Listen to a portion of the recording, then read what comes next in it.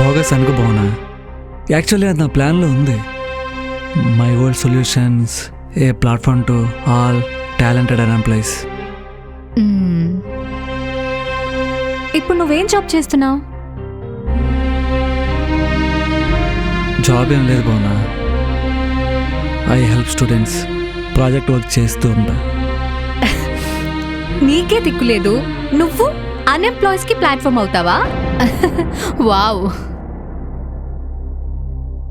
ఏం చదువుకున్నావు?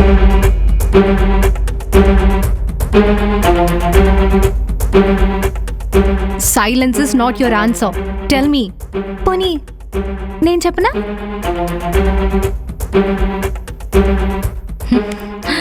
10th class. Am I correct?